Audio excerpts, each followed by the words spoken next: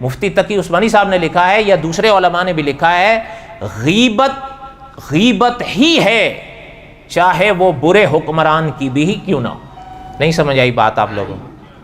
غیبت، اگر میرے ساتھ کہہ دیں غیبت ہی ہے چاہے وہ برے حکمران کی بھی ہو۔ اچھے حکمران کی بولو تو صحیح، اچھے حکمران کی غیبت ہوتی وہی ہے جو سامنے والے میں برائی ہو۔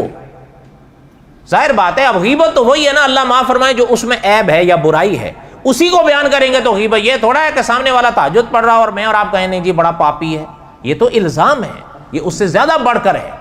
لیکن ایک اللہ تعالیٰ معاف فرمائے ایک میں برائی ہے، پھر میں اور آپ اس کے پیٹھ کے پیچھے بولیں گے، یہی غیبت ہے۔ غیبت سے روزے کی حالت میں بچوں بڑا مشکل ہے۔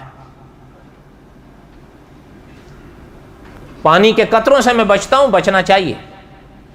اگر نہیں بچوں گا روزہ وہ قطرے توڑ دیں گے۔ شیخ الحدیث مولانا زکریا صاحب رحمۃ اللہ علیہ نے لکھا ہے، بعض علماء نے لکھا ہے کہ غیبت سے بھی روزہ اسی طرح ٹوٹتا ہے جس طرح پانی سے ٹوٹتا ہے۔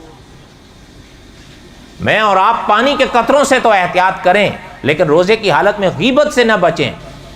شیخ الحدیث مولانا زکریا صاحب رحمۃ اللہ نے لکھا ہے، اگرچہ اس پہ فتویٰ نہیں ہے لیکن بعض علماء کا قول ضرور ہے، وہ فرماتے ہیں غیبت سے بھی روزہ اسی طرح ٹوٹے گا جس طرح پانی پینے سے ٹوٹے گا۔ ہمارے بہت لوگ ہیں وہ حرام کاری سے بچتے ہیں، یہ میں جھوٹ نہیں کہہ رہا ہوں، واقعی بچتے ہیں۔